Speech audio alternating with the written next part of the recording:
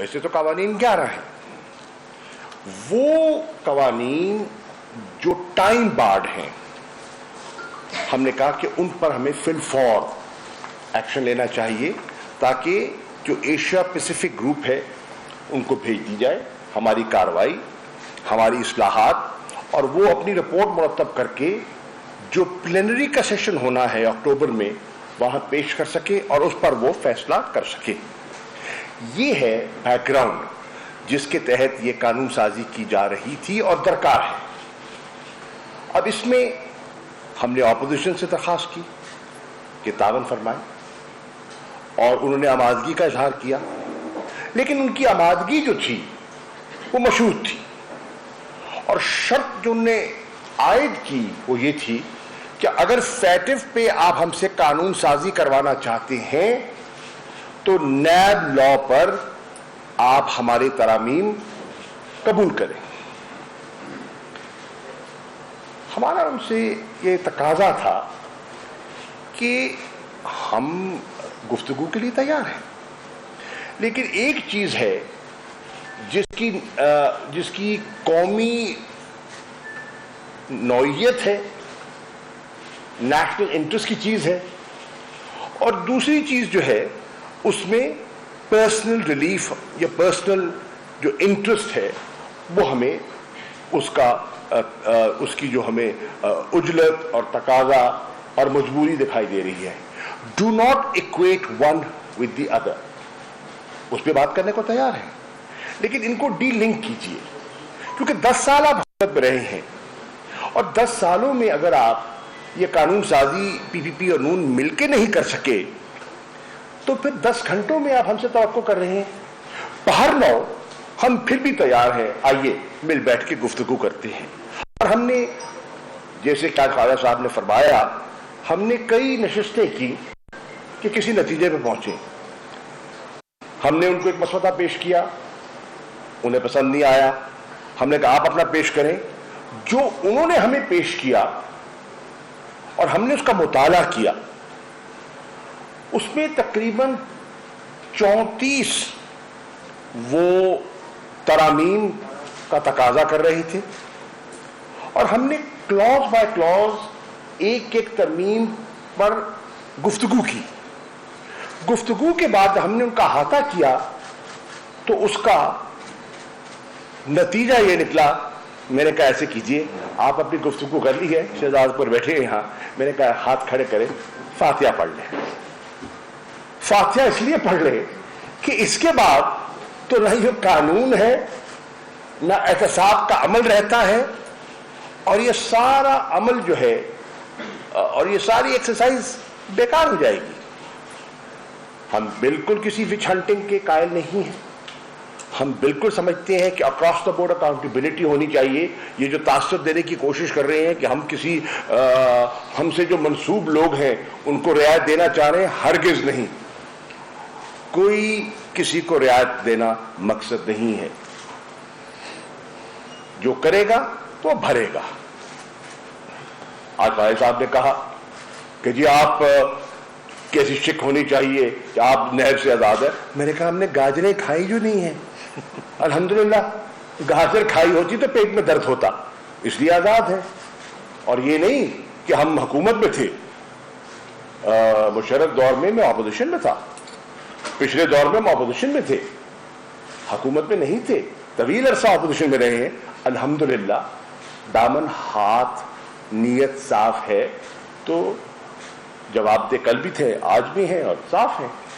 تو پہلی بات تو یہ ہے، میں آج وہ گری بات تو نہیں کروں گا جو مجھے زیب نہیں دیتی، جو آج آپ نے سنی، لیکن انہوں نے کہا کہ یہ جو میں رنگ سازی میں نے کی کل اپنی تقریر میں، تو میں مؤدبانہ اور پارلیمانی انداز میں گفتگو کرتے ہوئے خواجہ صاحب کو کہوں گا، میں نے رنگ سازی نہیں کی، اور آپ فیٹف کی آڑ میں نیب کو ترامیم کو پاس کروانے کی جو جسارت کر رہے ہیں، میں رنگ سازی نہیں کر رہا، آپ رنگ میں بھنگ ڈال رہے ہیں۔ پھر آپ نے فرمایا میں نے قوالی کی. نا نا نا نا نا نا, قوالی بالکل نہیں کی, پکا راگ سنایا. اور پکا راگ کیا ہے؟ وہ راگ ہے جو عمران خان 22 سال سے جس کا تذکرہ کر رہا ہے کہ اس ملک کو اگر ہم نے کرپشن سے پاک کرنا ہے اور پاکستان میں اگر ہم نے سرمایہ کاری کو اٹریکٹ کرنا ہے تو پھر ہمیں اس ناسور سے, اس کینسر سے پاکستان کو ہمیں آزاد کرنا ہوگا. تو یہ تو پکا راگ ہے جو میں نے وہاں پیش کیا. اگر آپ کے کانوں میں یہ قوالی کی اس کی دھن آئی ہے تو نہیں, اصلاح کر رہا ہوں, قوالی نہیں ہے, پکا راگ ہے. سمجھ جائیے, بات پکی کر رہے ہیں. اور انشاءاللہ جو کرپٹ عناصر ہیں ان پہ ہاتھ بھی پکا ڈالیں گے انشاءاللہ. کون؟ آزاد ادارے. ہم کون ہیں جن کا یہ حق ہے؟ اب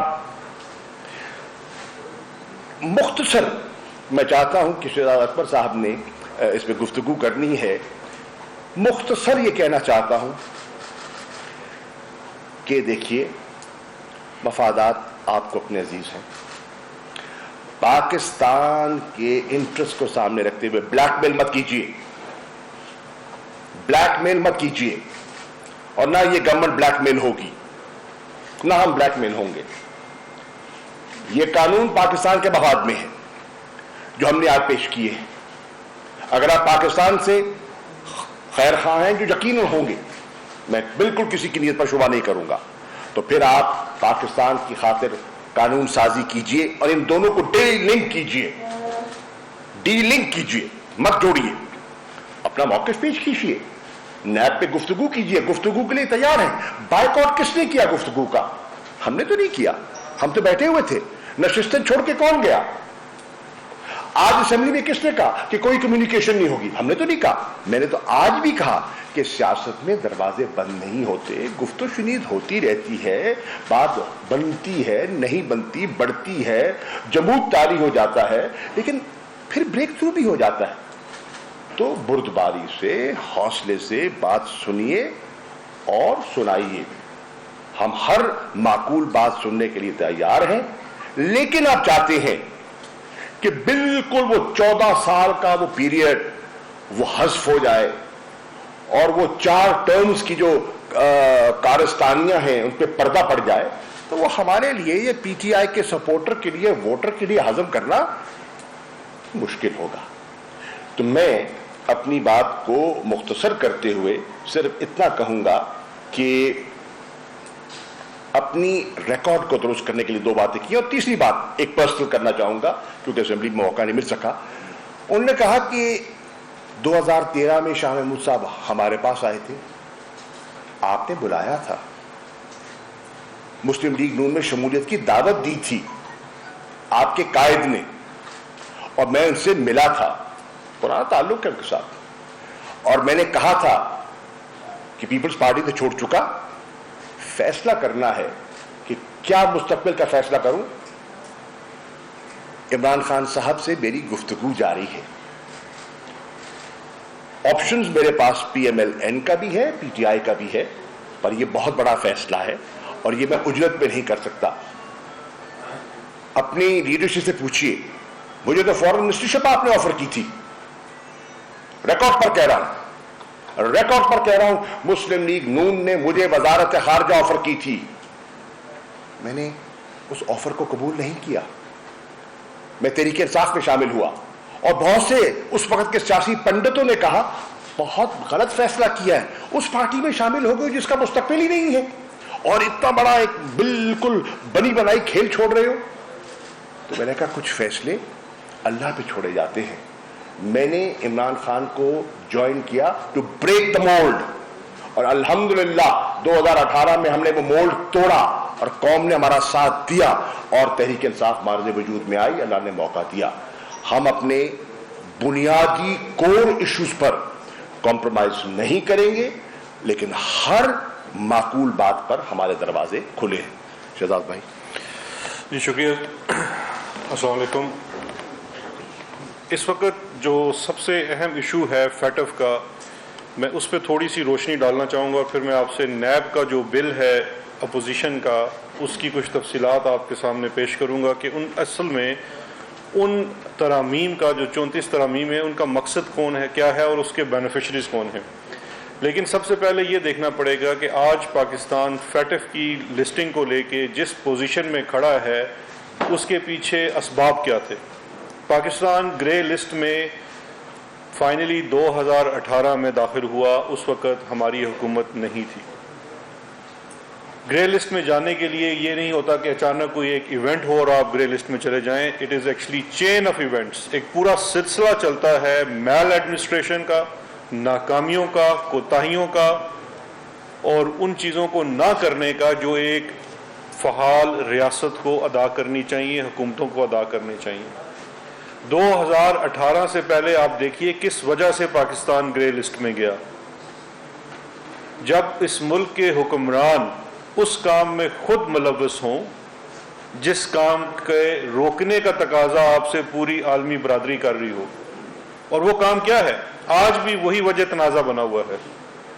وہ کام ہے آپ نے money laundering, corruption, terrorism financing, ان چیزوں کے اوپر چیکس لگانے ہیں، ان کو پراپرلی انویسٹیگیٹ کرنا ہے، ان کو پروسیکیوٹ کرنا ہے، اور اپنے قوانین کو اس طرح سے فعال بنانا ہے کہ ان کا استعدال نہ ہو سکے۔ اگر آپ 2018 سے پہلے کے کچھ کارنامے ان دو سیاسی خاندانوں کا جنہوں نے پہلے ہی سے ایک چارٹر آف کرپشن کیا ہوا تھا، تو دو ہی چیمپئن نکلتے ہیں اس زمانے کے۔ چھوٹے چھوٹے چوروں کی تو آپ بات نہ کریں، دو بڑے چیمپئن نکلتے ہیں اس کرپشن کے۔ ایک چیمپئن ہے فیک اکاؤنٹس کا کیس۔ فیک اکاؤنٹس کے کیس کی جب ٹریسنگ ہوتی ہے، وہ کوئی پاکستان تحریک انصاف کی حکومت نے کوئی وچ ہنٹ نہیں کی تھی آپ کے لیے۔ Honourable supreme court of Pakistan نے آپ کی کوتاہیوں، ناکامیوں اور نالائکیوں کو سامنے رکھتے ہوئے سو موٹو نوٹس لیا، اس کی انویسٹیگیشن کے لیے ایک جے آئی ٹی بنائی، اور اس جے آئی ٹی نے جو چیزیں دریافت کی اس کی بیس کے اوپر وہ کیسز بنائے گئے، اور اس جے آئی ٹی کے نتیجے میں جو کہ سپریم کورٹ آف پاکستان نے بنائی تھی، کیا حقائق سامنے آئے؟ جو حقائق سامنے آئے وہ میں سمجھتا ہوں عالمی سطح پہ ہمارے لیے شرمندگی کا باعث ہیں، کہ جب اس ملک کا ایک سابق صدر بیٹھ کے انٹرویو دیتے ہوئے یہ کہتا ہے کہ آپ کو فالودے والے سے یہ ثابت کرنا پڑے گا کہ میں فالودے والے کو لے کے بینک گیا اور میں نے اس کا اکاؤنٹ بنایا، اس سے پہلے آپ مجھ سے سوال نہیں کر سکتے۔ آپ لوگوں نے کبھی غور کیا اس کانفیڈنس کی وجہ کیا تھی؟ اس کانفیڈنس کی وجہ تھی کہ آپ نے اداروں کو اس حد تک غیر فعال کر دیا تھا، قوانین کو اتنا کمزور کر دیا تھا کہ آپ یہ چیزیں دندناتے ہوئے پھرتے ہوئے کرتے تھے اور کر پاتے تھے۔ یہ وجوہات تھی ہماری گرے لسٹنگ ہونے کی۔ اچھا، اس چیمپئن شپ میں یہ اکیلے چیمپئن نہیں تھے، ایک دوسرا چیمپئن خاندان بھی ہے، وہ ہے ٹی ٹی شریف خاندان۔ ٹی ٹی شریف خاندان نے جو اپنی حرکات سکنات کی تھی، جن کا ریفرنس بھی آج کل یا پرسوں فائل ہو چکا ہے، جو ان کی بڑی فرمائش تھی، یہ ان کو ٹیٹیاں ہمارے دور میں نہیں لگی۔ میں نے یا شاہ محمود صاحب نے تو نہیں جا کے ان کے اکاؤنٹ میں یا منظور پاپڑ والے کے اکاؤنٹ میں ڈلوا دی۔ ان کے ہونہار سپوت خود وہ ٹیٹیاں لگواتے رہے، اور ان سپوت کے پدر جو خود کو خادم اعلیٰ بتاتے تھے پنجاب کا، وہ ان ٹیٹیوں سے مختلف بیگمات کے لیے مختلف تحفے تحائف خریدتے رہے، جن میں ایک بڑے بڑے گھر بھی تھے۔ ان چیزوں کی وجہ سے ہم گرے لسٹنگ میں گئے کہ اتنی آسانی سے یہ چیزیں ہو رہی تھی، اور پکڑنے کے لیے جو آپ کو قوانین درکار تھے وہ موجود نہیں تھے، اداروں کو جو آزادی درکار تھی وہ نہیں تھی۔ ہم جب حکومت میں آئے، جہاں پہ ہمیں باقی معاشی چیلنجز کا سامنا تھا، یہ ایک چیلنج تھا۔ اس کے لیے باقاعدہ ایک ٹاسک فورس بنائی گئی پرائم منسٹر صاحب کی طرف سے، جو ڈیڈیکیٹڈ ہے، جس کے اندر سارے سول سرونٹس ہیں۔ اس کے اوپر ایک سینئر جو وزیر ہیں جو چیز کو سمجھتے ہیں، حماد اظہر صاحب کو لگایا گیا کہ وہ سسٹم کو بہتر کریں اور انٹر ڈپارٹمنٹ اس کے اندر کوآرڈینیشن ہو۔ اس میں پروسیکیوشنز کی بہتر بنایا گیا، کیسز کو بہتر انویسٹیگیٹ کیا گیا، اپنی ہر پلینری میں اپنی رپورٹس کو پیش کیا گیا۔ وہ چیزیں ان میں بہتری آئی، اور اس کی تعریف ایشیا پیسیفک گروپ اور فیٹف کی جتنی بھی باڈیز ہیں انہوں نے کی، اس میں ایک ریکوائرمنٹ جو بھی باقی تھی وہ ہے لیجسلیٹو ریفارمز کی، کہ آپ کی لیجسلیشن کے اندر کچھ چیزیں ایسی ہیں جو آپ نے کرنی ہیں۔ اس کے اندر یہ مت بھولیے کہ ایک انٹرنیشنل اینگل بھی ہے جہاں پہ آپ کا دشمن ملک ہر کوئی ایسا موقع ہاتھ سے جانے نہیں دیتا کہ آپ کو وہ گرے لسٹ سے بلیک لسٹ کی طرف دھکیل نہ دے۔ اور آج اس امپورٹنٹ جنکچر کے اوپر، یہ بات میں آج پارلیمان میں بھی کرنا چاہ رہا تھا، ہمیں موقع نہیں دیا گیا پارلیمانی روایات کے برعکس۔ جب اس امپورٹنٹ جنکچر کے اوپر ہمیں ایک نیشنل یونٹی دکھانی چاہیے، ہم کوئی پرسنل قانون نہیں لے، کوئی پرسنل بینیفٹ کا قانون نہیں ہے کہ جس سے ہم کوئی بینیفٹ لینا چاہ رہے ہیں۔ نظام کے اندر درستگی کے لیے جو چیزیں ہائی لائٹ کی گئی ہیں انٹرنیشنل فورم سے اور سپریم کورٹ آف پاکستان سے، ان کی درستی کے لیے اس وقت ہم کیا کر رہے ہیں؟ اس وقت ہم کلبھوشن سنگھ کے ایڈوکیٹ بنے ہوئے ہیں۔ آج بھی بجائے اس کے کہ ہم فیٹف پہ بات کریں، ہمارے ایک سابق وزیر اعظم صاحب نے اپنی پوری تقریر کے اوپر کلبھوشن کے اوپر پورا ایک بھاشن دیا، اور ان کا بھاشن سن کے میں سمجھ رہا تھا یہ ویڈیو کلپ تو دینی چاہیے ہمیں ICJ میں، ہمیں تو ضرورت ہی نہیں ہے، ان سے زیادہ تو ان کے رائٹس کو کون پروٹیکٹ کر سکتا ہے؟ پارلیمان کے اندر ان کی آواز اٹھانے والے موجود ہیں۔ میں اس چیز میں نہیں جانا چاہتا کہ اگر ہم بلیک لسٹ میں چلے گئے تو اس ملک کے ساتھ کیا ہو سکتا ہے، یہ اتنا امپورٹنٹ ہے۔ مختصراً بتانا چاہوں گا وہ 3 کون سی لیجسلیشنز ہیں جو ہم پاس کروانا چاہتے ہیں، جو فیٹف کی ریکوائرمنٹ ہے، اور ایک وہ لیجسلیشن جو اپوزیشن پاس کروانا چاہتی ہے۔ ہم جو 3 لیجسلیشن پاس کروانا چاہتے ہیں اس میں پہلی لیجسلیشن ہے یونائٹڈ نیشن سیکیورٹی کونسل کا 1948 کا ایکٹ ہے، اس میں ایک امینڈمنٹ ہے۔ اس امینڈمنٹ کے تحت آپ اجازت دے رہے ہیں، کیونکہ یہ ایکٹ بڑا پرانا آیا تھا لیکن اس کے اندر رولز بنانے کا اختیار فیڈرل گورنمنٹ کو دے رہے تاکہ جو بھی انٹرنیشنل سینکشنز ہوں ان کے اوپر عمل درآمد کیا جا سکے۔ اس طرح کی چھوٹی موٹی اس کے اندر 2-3 چیزیں تھیں۔ جب ہم اپوزیشن کے ساتھ بیٹھے تو 5 منٹ میں اتفاق بھی ہو گیا۔ دوسری امینڈمنٹ ہے اینٹی ٹیررزم ایکٹ 97 کے اندر ایک امینڈمنٹ کی، جس میں انہانسمنٹ آف پنشمنٹ اور فائن ہے، کہ کچھ جرائم جو ٹیررزم فائنینسنگ کی مد میں آتے ہیں اس میں جو فائن ہے وہ 10 ملین تک کر سکتے ہیں میکسیمم فائن، اس کی ایک لمٹ بڑھا دی گئی تاکہ سزائیں سخت ہوں اور ایک ڈیٹرنس پیدا ہو۔ اس پہ بھی فوراً اتفاق ہو گیا۔ ایک بل ہے جس کے اوپر اپوزیشن ابھی بھی اتفاق نہیں کر رہی، فیٹف سے ریلیٹڈ، اور اس پہ آپ ذرا غور کیجیے۔